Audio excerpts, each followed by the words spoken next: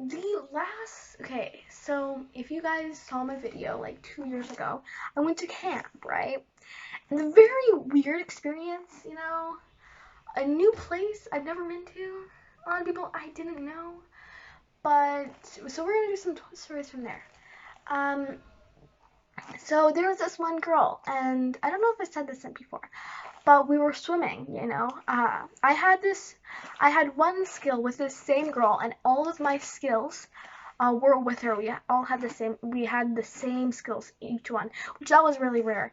But we still weren't friends. We'd say like hi, like every time we saw each other, but we never like talked or friends. And it was really hard to make friends that were out of your cabin because you didn't talk to them mostly. You just talked to them that one skill you had, or if you had all of them, then great, but you never really got to talk to them. Um, but she was in like the popular group, in the school, in the camp.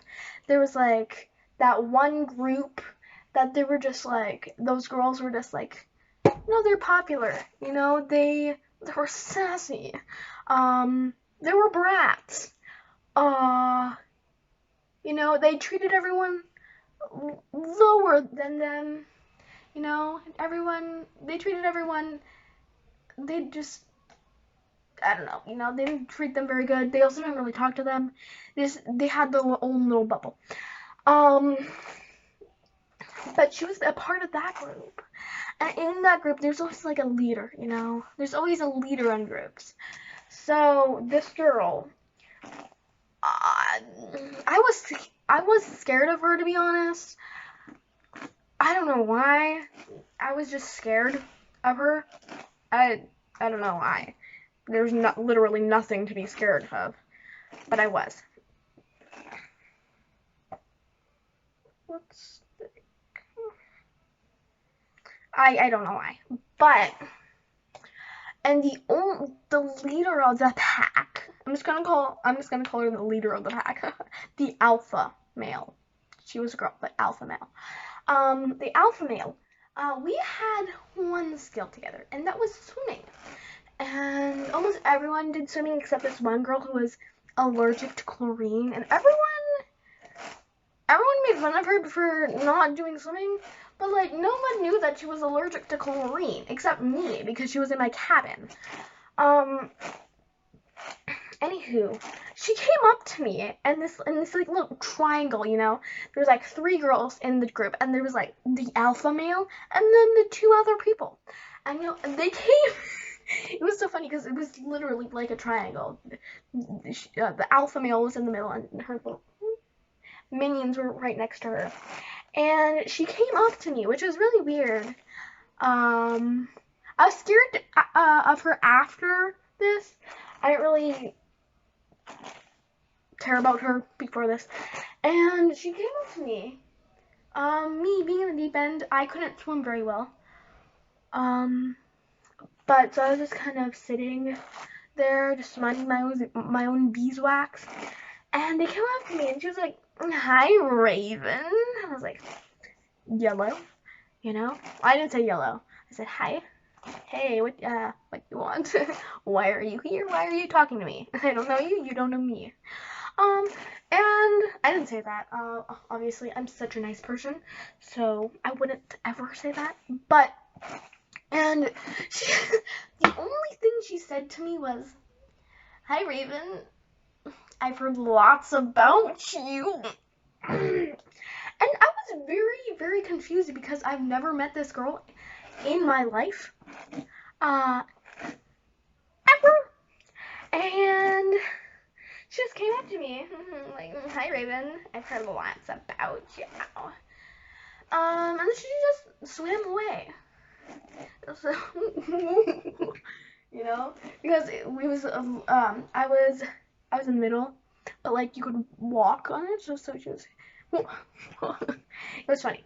But the scariest thing is what her cabin was right next to mine, and she had a window. Like her cabin had a window that was facing the window of our door, so she could her cabin could literally see into our cabin.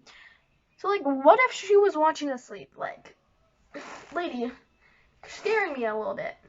And so I've been thinking about it. I was always wondering, but maybe the girl that I had skills with all the time just told her about me, you know? But if she had heard a lot about me, she'd probably want to, like, kind of talk to me a little bit, you know? Maybe, like a normal person does. But she didn't. She just swam away and we never heard of her. Again, we never talked to her. It was very weird. Very, very weird. No. Also, like, the camp, it was like, so there's girls' cabins, which was right next to the big building. And then farther away was, like, a group of boys' cabins, you know? And the boys' cabins, like that, it was like a village. Katie, no. Because, like, it was like, but that's besides the point. All the boys, I never saw them bathe. And whenever I would walk past them, they were, like, stinky. But, like,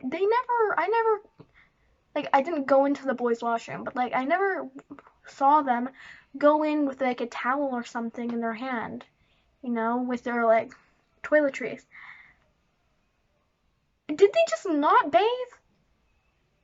Cause, like, they all stank like sweat all the time.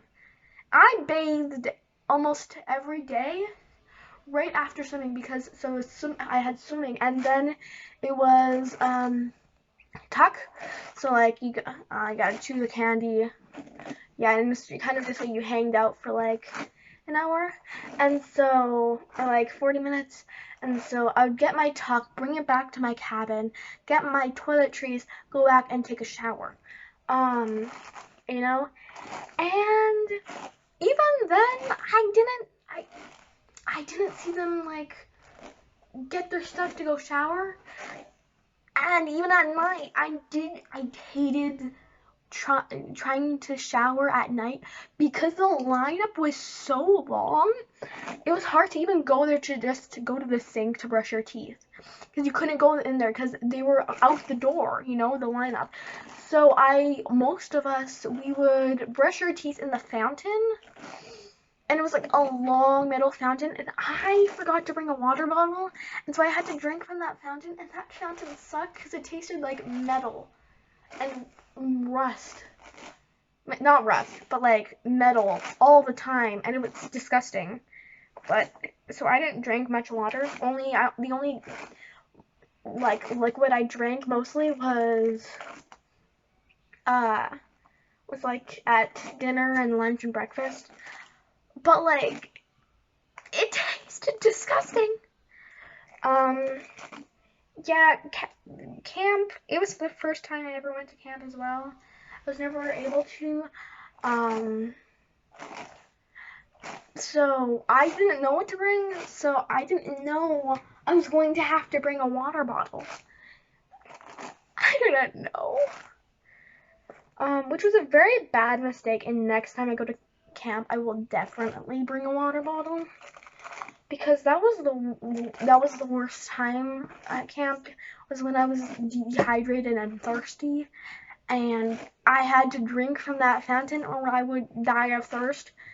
It was so gross. I don't know. And people were just drinking out of there like with no worries. Like, they didn't care that it tasted like literal rust. Or not rust, metal. They didn't care. No, of course not. It was like it was normal to them. My hair is getting very fluffy now. Look how fluffy that is. There are dreads in here still. So many dreads.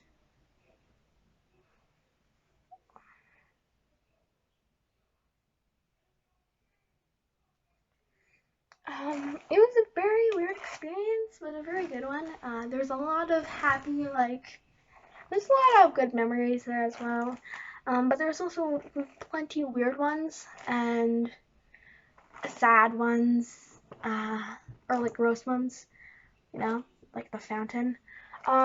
So like the